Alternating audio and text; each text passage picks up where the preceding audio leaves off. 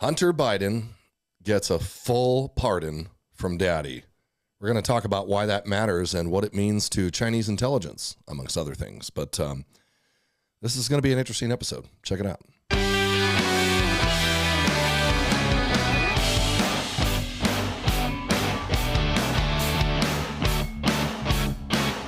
right, guys. Well, welcome back to Defining Truth, episode 46. Getting close to Christmas, so I hope you're enjoying your jingle bells and cookies and whatever else you do. My house is thoroughly decorated for Christmas. It is the most wonderful time of the year, after all. This week, we're going to talk about this story that's rampant everywhere concerning Hunter Biden's pardon.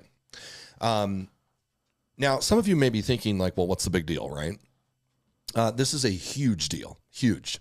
Number one, it's the first time a U.S. president has pardoned their child, like as in the history of the United States. But there's much larger implications. Now, some of you may have heard or listened.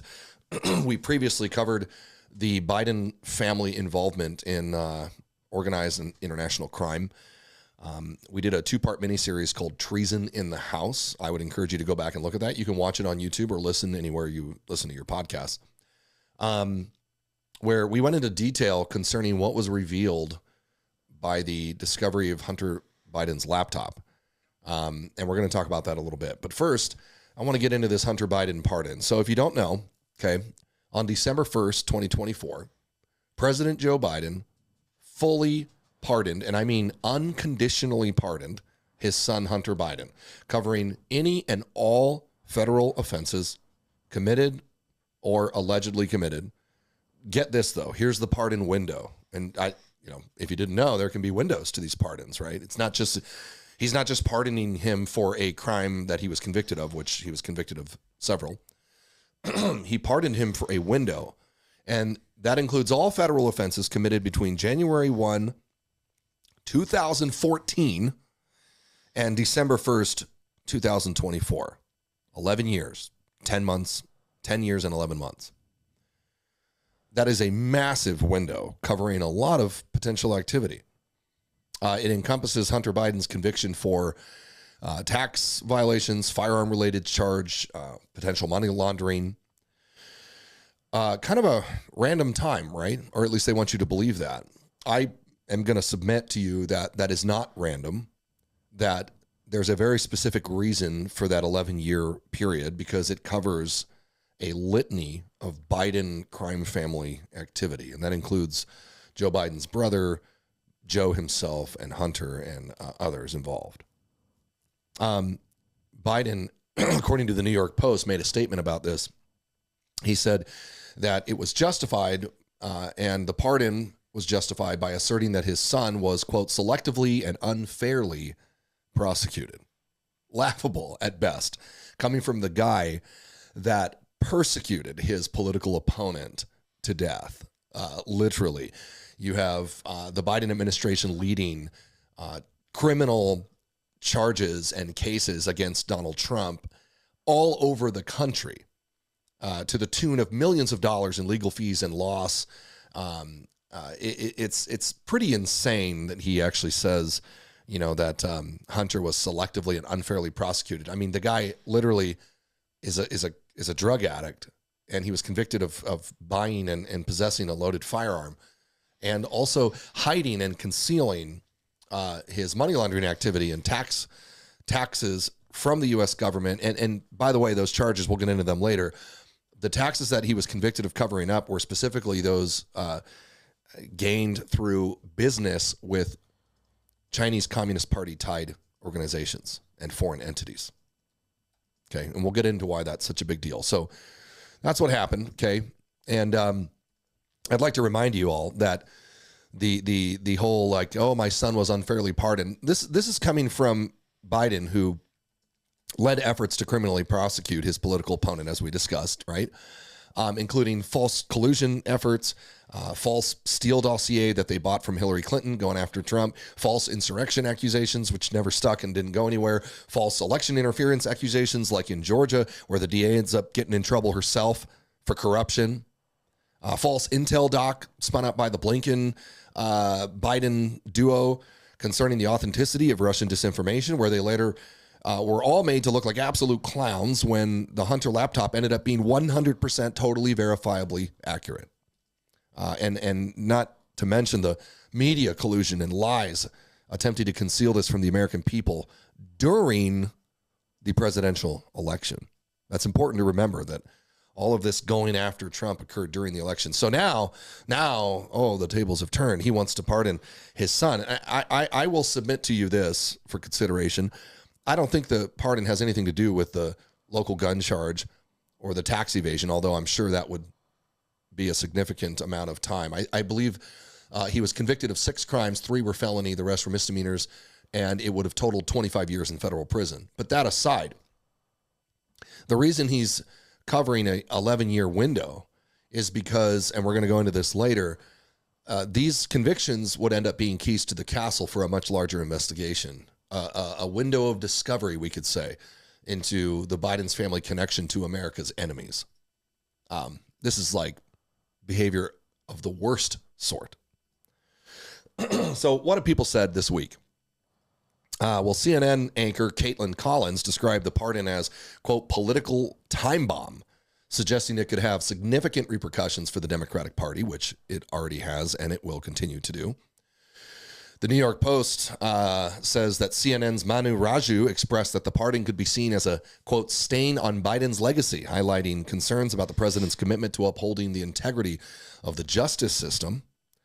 And CNN themselves, noting Democratic Senator Michael Bennet, remarked that the pardon serves as a gift to political opponents, potentially undermining efforts to rebuild public trust in governmental institutions. Of course, all of the above is correct. CNN actually, Brandon, it's surprising, of all, have been like notably critical of the Biden administration just, in the last month or so. Really right after the election, right? So what does this all mean, right? You're listening to this and you're like, okay, another corrupt politician. This is so much bigger. So let me just fill you in on what exactly this pardon covers up, okay?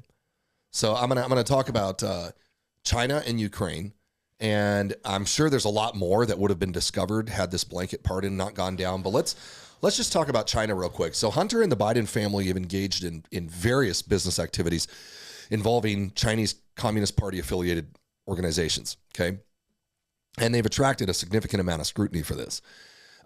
We talked about before in our Treason in the House series, BHR Partners, okay? So in 2013, Hunter Biden co-founded this BHR Partners. It's a private equity firm, okay?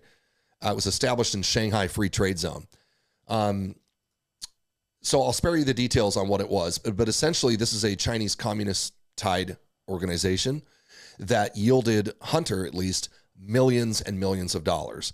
And the big question from people was, why? Why did Hunter Biden have a role? He has no experience in the energy sector. He has no experience or qualifications to contribute to a private equity firm other than peddling influence, other than he is Joe Biden's son. And this is where people start to, squint a little bit. Something smells fishy. The firm BHR was a joint venture that included Rosemont Seneca Partners, which was co-founded by Biden, the Thornton Group LLC, and Chinese entities such as the Bank of China. Okay, this is the Chinese Communist government. They focused on cross-border investments, automotive, mining, acquisition of cobalt, mining in Democratic Republic of Congo. I mean, the list goes on and on. Hunter Biden joined the board in 2013, acquiring a 10% equity stake in 2017. Okay, so the question is, why does this guy get a 10% stake in a multi-billion-dollar business in 2017, seemingly out of nowhere, after he flies over on daddy's plane and has a coffee with a friend? In October 2019, amid rising political scrutiny, Hunter announced his intention to resign from the board, effective later that month. And by November 2021, his attorney confirmed that he was no longer held any direct or indirect interest in that company. So he was forced to resign. But knowing the pattern of history of concealing money flow, laundering financial sources, etc. I'm sure that was just a notional step down, right? There's a strong and deep connection between Chinese Communist Party affiliated organizations and the Biden family. And that's what's important. Now, if you thought it was just this equity firm, you'd be wrong, because there's another one, CEFC China Energy.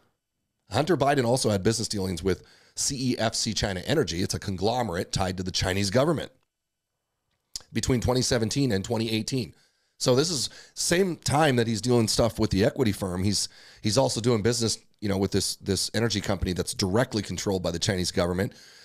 Hunter's firm received $3.8 million in payment from a Chinese energy firm. Okay, let me just pause and remind you. We're going to go into this in a minute, but let me remind you that China is our greatest geopolitical opponent.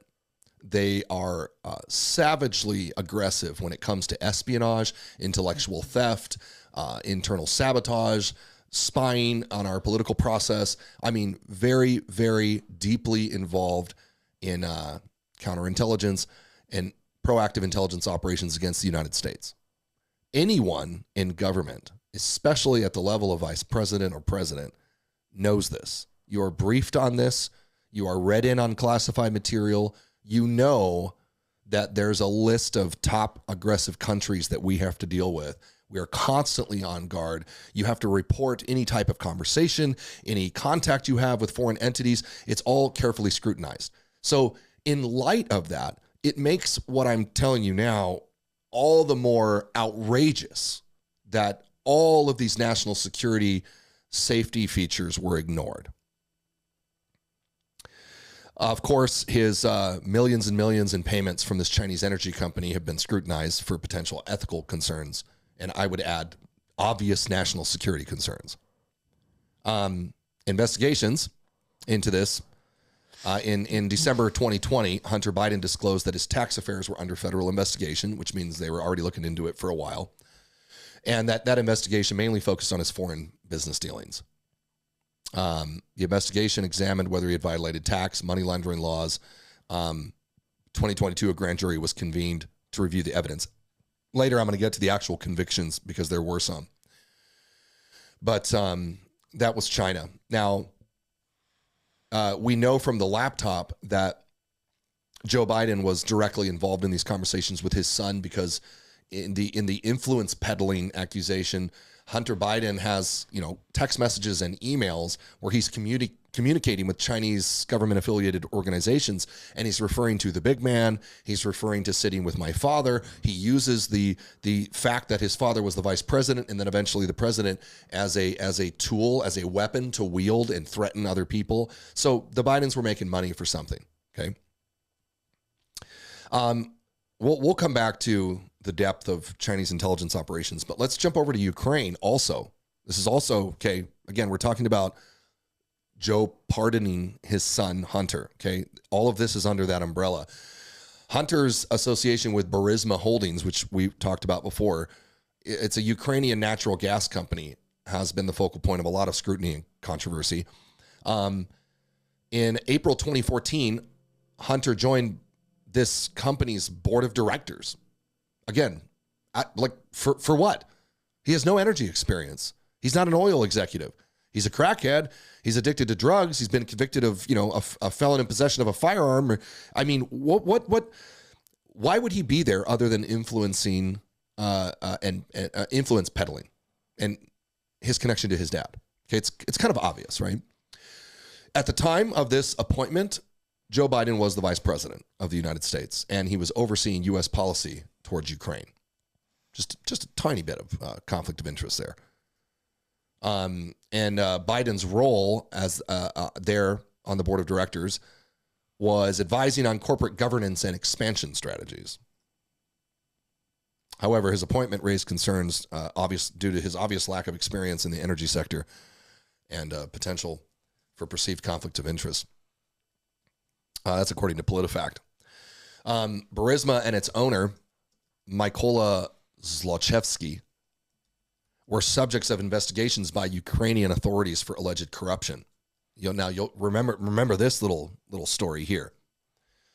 In 2015, U.S. diplomat George Kent expressed concerns about the optics of Hunter Biden's position on Burisma board, given the company's reputation and the U.S. government's anti-corruption efforts in Ukraine. Now, skip forward. Biden's in office, and he's overseeing, the Ukrainian affairs, et cetera, et cetera. He gets on a call, right?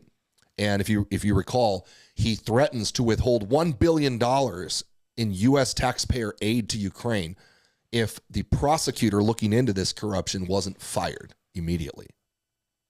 Conflict of interest, maybe. Very bold, very open. They didn't hide anything. They know that they were untouchable because they controlled America's bureaucracies. The DOJ is in their pocket, filthy and corrupt. FBI has turned into a cesspool of corruption. And it allowed people to open air, without even hiding it, conduct corrupt and illegal activities that threaten the national security of the United States. When these allegations came out of Joe Biden pressuring Ukraine to dismiss the prosecutor, it was Viktor Shokin was his name. We talked about him extensively in the past. It was just all swept under the rug. So it went away. And everybody just seemed to forget that Hunter Biden was a board of directors, a member of the board of directors. So all of this culminates in December this month, where Joe Biden, knowing that he's outgoing, Trump is coming in to the White House, issues a blanket, full and unconditional pardon to Hunter Biden, covering an 11-year period for any and all federal offenses that he may or may have not committed. Seems legit, right? Be nice to have a daddy with that kind of power, I guess. Especially if you're a drug addict and in money laundering and involved in, threatening national security.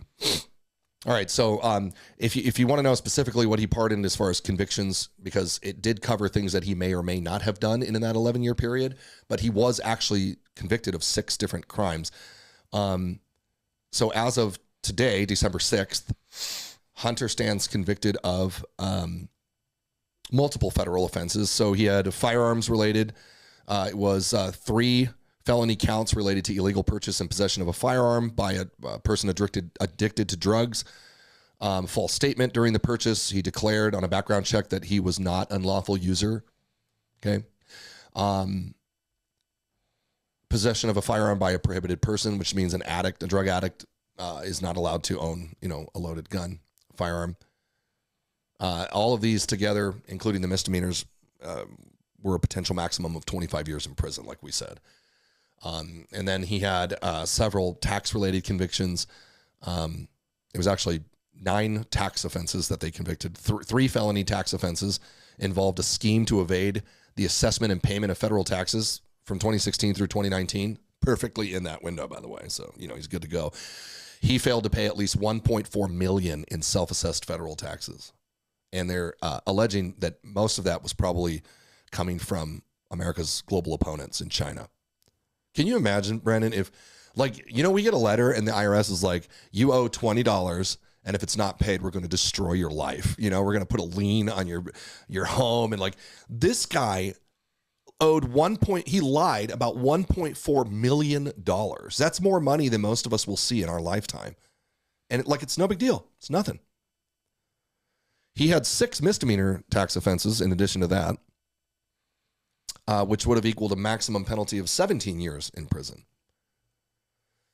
So, needless to say, I do not believe that this pardon had anything really to do with Hunter. Joe Biden is a terrible father, obviously. He's enabled his son to use drugs, to be involved in all kinds of sexual, moral turpitude. There's all kinds of nasty things this family's been involved in. They trade and peddle influence. They've betrayed the trust of their nation by dealing with America's enemies for profit. It's not about being a father. This is my opinion. If I was an investigator, I would say this pardon is about protecting the Biden family and Joe's involvement and his brother James. If you're not familiar, there's a term we use in law enforcement called keys to the castle, right? In the context of like warrants and investigation, it's referring to the legal authority or investigative tools that provide you critical access to evidence, right? Like specifically like what I need to get a search warrant. Probable cause is a key to the castle. But in terms of an investigation, keys to the castle can be when you just can't. Let's say you're investigating the mob or Russian organized crime group. If you just can't seem to get them, you know what they're doing, right? You know they're committing crimes, they're laundering money, they're killing people, but the mob is good at covering their business, right? Or disconnecting leadership from those actually committing the crime. So sometimes you need something that we would deem the keys to the castle, right? It could be a slip up that they make, like a tax issue, right? It's how they got Al Capone. It's not going to be the big murder charge that you want, but it'll be the key to the castle. This crime, this slip up will allow you to get into where you need to be, right? Subpoenas, digital evidence, like maybe, well, this is what we saw with Hunter Biden's laptop, right? Oftentimes in investigations, I would look for this access, right? Decrypting a suspect's phone or email accounts. We use tools like Cellbrite or Graykey, where we can extract data from your cell phone. And if you have probable cause to get into that phone and you're within constitutional right to view the contents, then it can often now expand your investigation because you're now going to see what they're really doing, right? You may find evidence for that murder. You may find evidence for that act of treason. So why is this important? Because, well, one, it's important for those of us that follow the law because you need appropriate access, right? Constitutional access, doing things the right way. Otherwise, you get to court and everything's fruit of the poisonous tree. But mainly it's for accessing critical evidence or information that leads to breakthroughs, turning points, or resolution of cases. So think of this in terms of the Biden family, right? The laptop was a huge blow for them. It gave a window, it gave access into potential, treasonous activities that the Biden family was doing. And they tried really hard to cover it up. The media colluded to hide it from the American people, the left media. The Biden family colluded to conceal it and hide. The Department of Justice did not appropriately investigate that laptop. If this would have been anyone else, I'm telling you right now, anyone else, if your laptop had evidence of you chatting with Chinese Communist Party officials and there was millions of dollars at stake in regards to laundering, you would full-blown be under a task force investigating your activity. So all these allegations against Joe Biden and his son and his brother James, right, involve claims of improper foreign business dealings, particularly in China and Ukraine, but I'm sure it's everywhere else. So, to recap, Hunter's on multiple boards in China that have direct dealings with the Chinese government. He's involved in Burisma Holdings, or was, with the Ukrainian energy company in Ukraine. All of this netting results of millions of dollars, by the way. James Biden was implicated in business ventures involving foreign entities, including China as well. I mean, they're all dirty. And the brother specifically was accused of leveraging the Biden name for financial gains. As of 2023, there was a House Oversight Committee investigating the Biden family's foreign business activities, and it's ongoing. And their aim is to determine whether these dealings compromise U.S. national security. So this pardon is huge. It's a big deal. Biden knows exactly what they've done over the last decade or more, and he just blanket covered all of it. And what this means is that when you have a blanket pardon that covers an 11-year period, nothing within that window, you can't even start to investigate.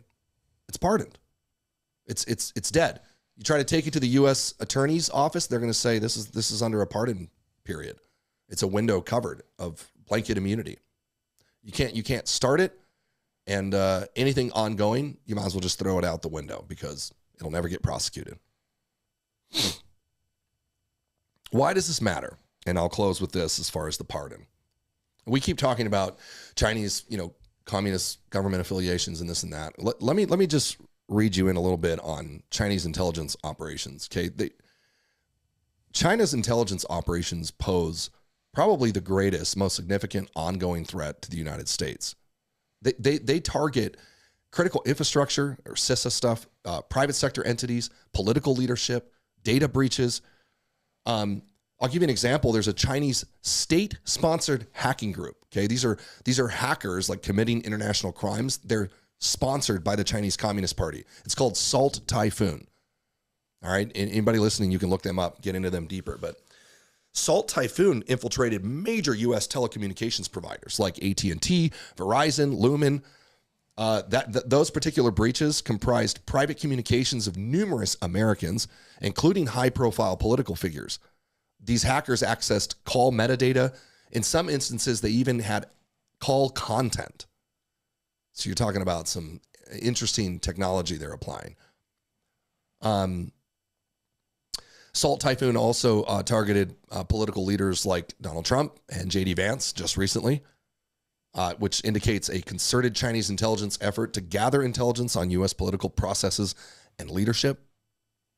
Okay, now I just gave you one. There's a world of information there. I just gave you one little example of what China is doing, but imagine they're putting all that effort and intelligence activity into anti-U.S. efforts, and imagine that they're paying the Biden family, the president of the United States and his son, millions of dollars. You don't think they're getting something out of that?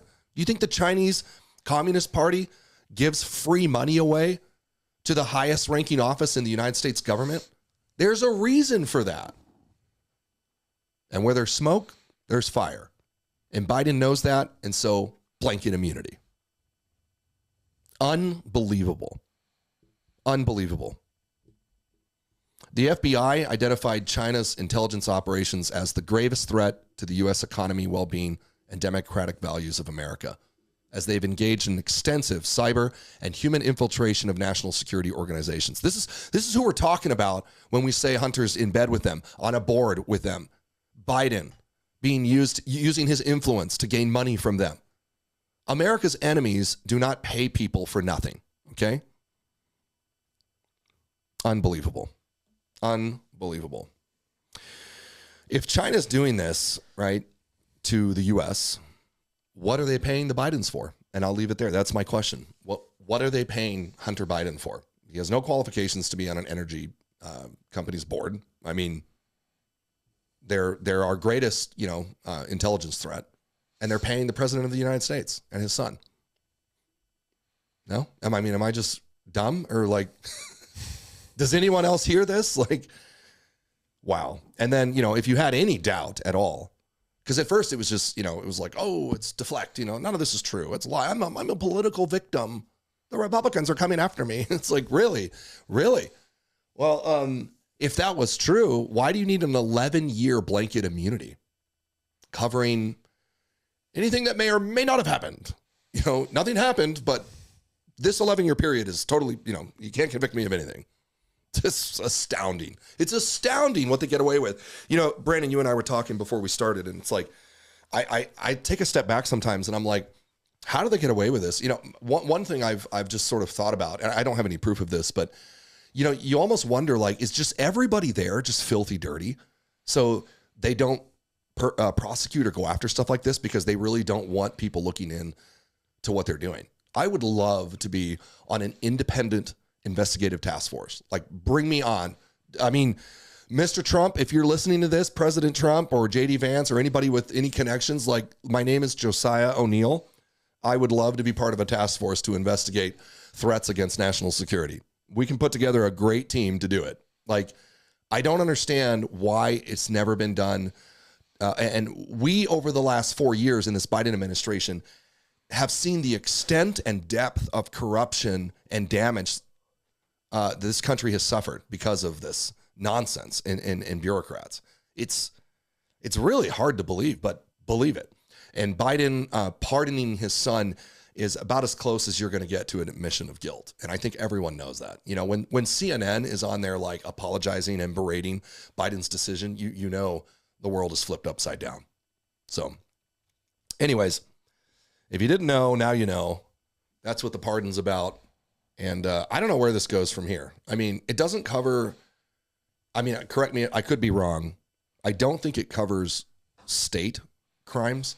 So that's what I was going to ask you. So given your investigative background, how can a state's attorney general go after him for like these same crimes, right? I mean, obviously federal taxes and things like that, they're not going to go after him for. But if I was the Republican state attorney generals, I would be getting ready. I would be getting together with, I don't know how many of them are, but I think like 30 or so that are Republicans.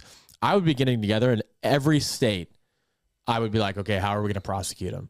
Now, governors also have the ability to give pardons. So I don't think that he's going to be getting prosecuted in states like New York or California. Yeah. But there's got to be a way to go after him. This is the first time, like you said, that a president has pardoned their son.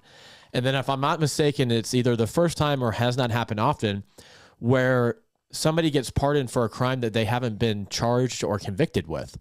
Like, for example, that is strange. They were trying to compare this to Trump pardoning, Sheriff Joe Arpaio, but Arpaio had already been charged and convicted of a crime. He just hadn't been sentenced yet, and Trump pardoned him. So for this blanket immunity to be for crimes that, like you said, may or may not have been committed, it's like, who are you talking to? Yeah. I mean, and to go back real quick, because we got to move to the next segment, but to go back to, I'm looking at Biden's statement on, whitehouse.gov. He says, for my entire career, I have followed a simple principle. Just tell the American people the truth. They'll be fair-minded. Here's the truth. I believe in the justice system. But as I have wrestled with this, I also believe raw politics has infected this process, and it's led to a miscarriage of justice. And once I made this decision this weekend, there was no sense in delaying it further. I hope Americans understand why a father and a president would come to this decision. Oh, we understand. And he started off, earlier in it saying that he wasn't going to do it. So he lied lied and lied and lied and lied. You want to talk about being truthful to the American people?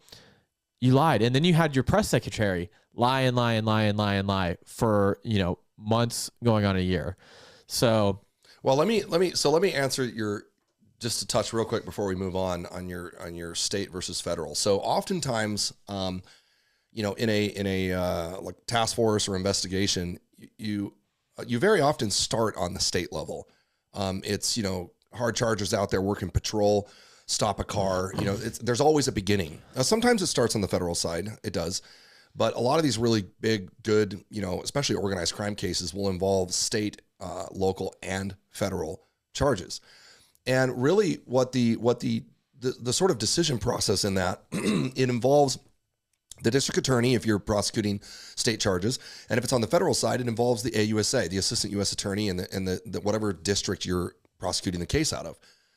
And so what usually happens is you look at the evidence that you have, and you decide as an investigative team, like what's our best approach here. Are we going to get more bang for our buck charging on the state side, or is it better to go federal? And most times it goes federal because of all the resources and different agencies and departments. And if I were to put together a case against, like, say, a conspiracy case, maybe there's a group of individuals operating under a criminal conspiracy to commit fraud, to defraud.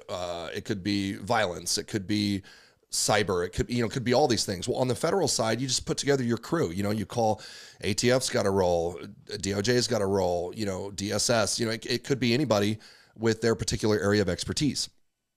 So the problem, I think, with the Biden situation is a lot of these, like when you talk about national security and espionage and treason, those are all federal crimes, right? Like I'm not aware of, like, at least here in California, of a penal code related to, espionage. If the crime is against the United States, there really isn't a charge on the state level. That's the problem with, like, we talked about keys to the castle earlier, right? That's why organized crime groups always get hung up with, like, wire fraud, because as soon as you transfer money, banks, it goes across state lines and it makes it federal, right? So you could try to go for some, like, money laundering case on the state side, but the federal side just has heavier punishments for it. I would assume that there could be, I don't know. I mean, even tax issues. I mean, you're talking, that's federal. That's IRS. I don't know if he owes taxes to the federal government, I bet he owes taxes to a couple states too. So. Yeah, well, and you see what they do though. They sort of operate in blue states where you have Soros corrupt, DAs pardoning all kinds of nonsense, and this family, the Biden family, has been around for a very, very long time, right? They are the definition of the swamp, and they know how to do this stuff. They cover their tracks. They're filthy dirty. I mean, think about Hunter Biden's activities. He's got young girls and hookers in hotel rooms and drugs. And this is like while his dad is in office. He just doesn't care. I mean, they found cocaine in the White House. Like, they unabashedly. No, they didn't. No. They found it. They just inexplicably, it was like, well, there's only one crackhead in the White House, but it's probably not his, right? I mean, yeah, there's just almost no shame. There's such a boldness in what they do. And I think that, Trump winning the election was a big upset because this really threw them off their OODA loop. They were like, oh no. And then of course the immediate reaction, you see Biden's like, blanket pardon. Don't even start looking into my family's business dealings with America's enemies. It's pretty bad, dude. I mean, I'm just shocked, that they get away with this, but my concern is for my country. Okay. Let's set the Bidens aside, right?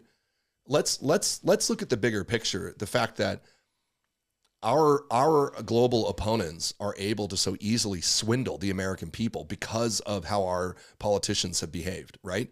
We've gone into this before. You're talking like China had spies driving politicians, and you had Eric Swalwell had an affair with a Chinese spy. I mean, they are deep in tech companies and business and corporations. I mean, and we're just kind of dumb. The left just wove this narrative that's like, if you ever say anything bad about any other country, you're a racist, or you're a what about just common sense? What about common sense? What about we just protect our nation and not lose out? The implications of the loss that we've suffered due to Chinese intelligence effort is way, way bigger than we even have time to explain right now. On the intellectual property side alone, you're talking about weapon systems, inventions, software, things that we work really hard to develop. They don't spend time developing. They just steal it from us. Yeah, and then they tell Elon Musk, a defense contractor with Starlink, that is not allowed to hire foreign nationals. They go after him for not hiring foreign nationals, and he's like, "Are you kidding me?" I mean, it's all the woke mind virus. Yeah, it's pretty hypocritical. Anyways, that's the pardon coverage. We'll try to stay on top of that. Follow us if you can on social media, Instagram, X, etc. We're going to go into the next segment. Brandon, you're going to lead this off. Yeah. So as we wrap, we want to touch on the United Healthcare CEO. At this point, it looks like an execution. So on December 4th, 2024, Brian Thompson, the United Healthcare CEO, was leaving his hotel in New York at the Hilton Midtown when he was shot and killed. Authorities are calling this a targeted attack, and the suspect, described as a white male, approximately 6 foot 1 inch tall, wearing dark clothing, fled the scene on an electric bike. At this time, he's still at large. Thompson had been at the helm of United Healthcare since 2021. Unlike many CEOs, which we're going to get into this a little bit more because of the business side of things, he maintained a low public profile, but he was essentially, he had no protection. He was just walking on the street by himself, and he is the CEO of, I think it's the largest insurance company in the country, and one of the largest companies in the country. So for him to be alone or have no security details is just abnormal. And so what we know so far, like I mentioned, it happened outside the New York Hilton Midtown. The suspect remains at large, but authorities are actively investigating. Surveillance footage captured images of the suspect, and DNA evidence has been recovered from items left at the scene, including a cell phone. I just got an alert while we were in the last segment that NYPD has contacted the Atlanta Police Department because it sounds like last month, the day before Thanksgiving, he took a bus from Atlanta to New York. So they're trying to figure out what the connection is here. One particularly chilling detail: the shell casings found at the site were inscribed with words like deny, defend, depose. And some speculate that these words could allude to a controversial practices within the insurance industry. Although no direct connection has been confirmed, the possibility adds an unsettling layer to this kind of already tragic event, which seems interesting given from what I read that it seems like Thompson had, under his leadership with United Healthcare, had shifted toward more of a value-based care, providing prioritizing preventative health. But it seems like this person had a vendetta against. This was not random, is what I'm trying to get at. So this kind of poses a couple questions. How do leaders in high-stakes industries, and this is your expertise, navigate personal risks that come with their roles? And then what does this mean for a company like United Healthcare, which now faces a leadership void during a time of transformation? Because like I said, Thompson's approach to healthcare seemingly was, by all accounts, progressive, as he aimed to tackle inefficiencies in a system that many feel is broken. So yeah, I'll let you take it from there as kind of the tactical and lack of security side of things, you know, where this kind of fell through from the beginning. Yeah, no, it's pretty gruesome. If you haven't seen the video, it's out there. He was lying in wait, sort of hiding. The CEO walks out completely unprotected, alone, by himself, and the shooter runs up from behind him and fires. Looks like first round went through his calf, I think, and then eventually, hitting his body. Well, this guy clearly didn't know you saw the video. He fires off one shot, racks it, fires off another, racks it again. So here's my thoughts on that. To me, I don't think he was like a professional hitman, but I think based on what I saw, it looks like he definitely has been to the range, because so he performs remedial action. What I mean by that, if you're listening and you don't know, remedial action is when a firearm misfires, you're trained on how to very quickly fix the problem so you can get back in the fight, right? That's like the military teaches that, law enforcement teaches that. To be clear, he's using subsonic ammunition, most likely, because when you have a pistol that's outfitted with a suppressor, the subsonic ammunition is notorious for not having enough kick behind it to fully rack, the firearm and then engage and get it back into battery. So there's a reason for that. Is subsonic is very quiet, right? So he wanted quiet. But if you look at the video online, he fires and he, without even skipping a beat, he like racks it again very quickly and fires. And then at one point it jams and he actually hits the back of it with his hand, which is a remedial action, racks the round and fires again. So I think, and people pointed out, they're like, oh, well, a professional would have gone up and fired right into the base of his head or, been more professional. I don't think he's a professional killer, but I think he definitely prepared because he knows a little bit about what he's using. It's almost like the gun, not racking every time was not a surprise to him. He very quickly fired, racked. So that makes me think he probably did that at a range somewhere or, out in the woods or whatever. The other thing that makes me think there was a lot of planning involved.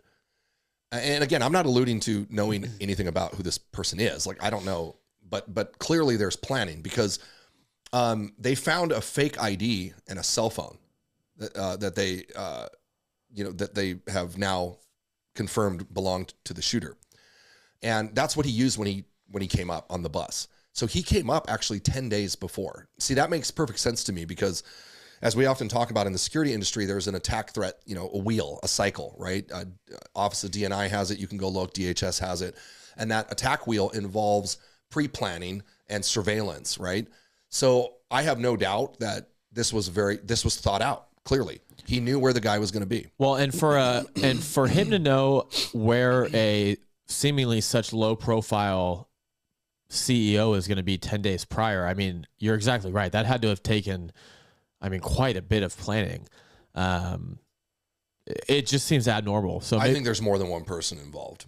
And one key aspect that just came out today on that is investigators confirmed that video surveillance of Central Park showed the suspect exited around West 60th Street without the backpack he was wearing during the shooting.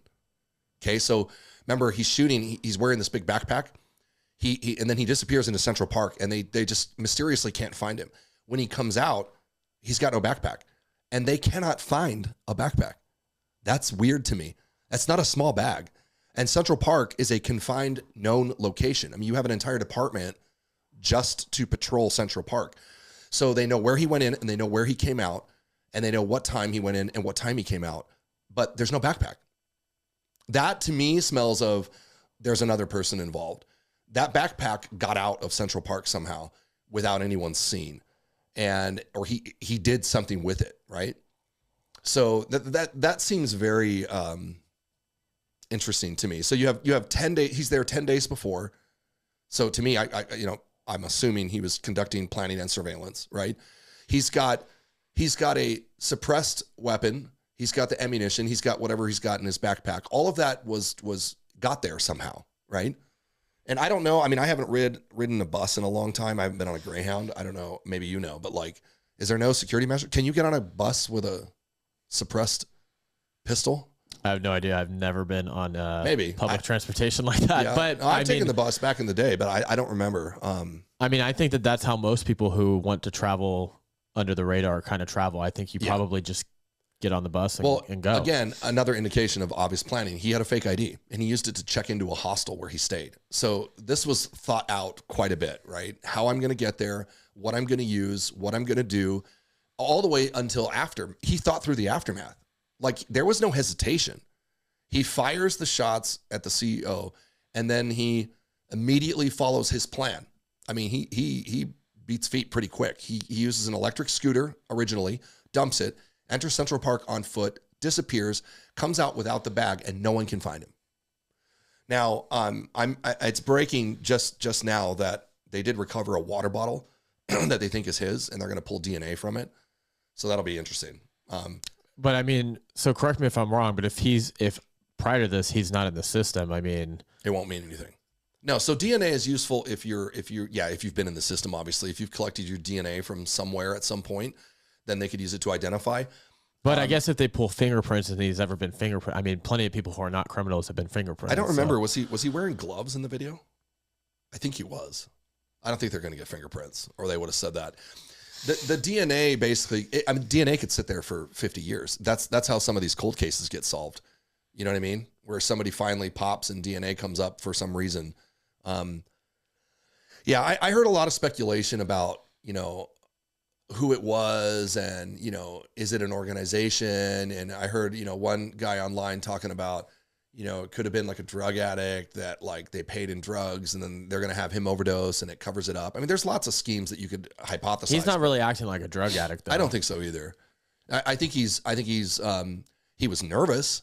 I think the whole why didn't he's not a pro because he didn't go up and shoot him in the head. And I'm like, well, because he's probably not a professional killer, but he was definitely committed and he definitely had a plan and he definitely had fired a suppressed pistol before because that didn't shock him. It didn't surprise him. You know what I mean? There are a lot of people, if you don't have any experience in firearms, if you pull the trigger and it jams, you're not going to know what to do. Well, that's why I had mentioned it, because to me, without you explaining it, it almost looked like he didn't know how to operate it. But when you explain it that way, you're right. He knew exactly what he was doing because he clearly experienced it before. Yeah, I mean, 22s are notorious for jamming. I mean, and it is a weapon that's carried by people. I remember seeing some very special tier 1 guys in Baghdad that had, suppressed pistols and smaller calibers, or at least subsonic calibers. That is something that people use. And unfortunately, they do jam a lot. So not all of them, but like I said, if this is a guy that maybe isn't a professional killer, but he was highly motivated, right? He was committed. He planned his trip. He showed up with way far and beyond enough time. 10 days before is a lot of time to, do final checks, conduct final, secondary surveillance, target acquisition, confirmation. I wonder if he even ran his routes before, which is, a thing that if you're doing like con ops or concept of operation training, like you're going to try to do as close to real world as possible. So, did he walk the route? Was he on that scooter, 9 days before when he got there? Did he go into Central Park? Did he, pre-stage a location where he knew he could dispose of the bag? Maybe there's another person. Maybe there's another person in Central Park with like another bag. And you just put that bag into that bag and crumple it up. I haven't seen surveillance of him leaving. So I don't know what he had. And did he did he change? Like, I'm not sure, to be honest. I haven't heard that yet, but, well, and he would have had to sit outside of the hotel all night, because how would he have known exactly when that guy was going to leave the hotel room and go walk to where he was going? That's your pre-planning and surveillance. He obviously knew where he was going to be, so he accessed his schedule. So that's a good point. So let me touch on that real quick. This is why, if you are a very high net worth value person, you need security, right? Remember, the CEO, as you pointed out, is the CEO of one of the largest organizations in the country. And he was there to address stockholders. And some of them, I'm sure, are going to be upset, are going to be angry. During protective operations, part of a real professionals, I'm not talking about like just because you're 6'5" and you're heavy set and you can bodyguard. I'm talking about professional protective operations, right? Like what we did in the Diplomatic Security Service, what Secret Service does. Those are the two like prime top agencies for protection. But that's why we send advance parties, and we're out there. We're aware of how potential shooters operate, how threats operate, and we try to interrupt that cycle. We know that oftentimes there's pre-action surveillance conducted, so you watch, right? And even the way that we walk and move is all orchestrated. It's an orchestrated dance to catch things like that. This guy ran up behind him. If he was working with a protective detail, that would have never worked. I mean, he could have tried, right? But he would have been met with immediate violent force. An agent or detail member who is coming up on the rear, right, would have engaged, because when you walk outside a door, you clear left and right. We do things like holding. Like if you're going to, if your VIP is going to walk around a corner to the right, okay, and this is assuming you have enough people, it's not a one-man detail, but let's say you have 3 or 4 guys to protect him. One of your guys, one of your leads is going to push up to the left, and they're going to post right there around that corner, so that when your VIP turns right, no one shoots him in the back. So and this is all like, this is no need to reinvent the wheel. Protection's been figured out for years. It's constantly evolving. Some of us did protection in like really high threat areas overseas. These TTPs work. The problem with this guy is he had nothing. My next question would be, for such a high net value person, is who's watching OSINT and open source intel? Like, who's watching social media? Were there threats online? Were there threats against the company? Is someone analyzing and looking at that? I mean, it sounds like these guys need to call, O'Neill Security Group, because that's the kind of like sort of basic protection level that you would expect from such a high net individual.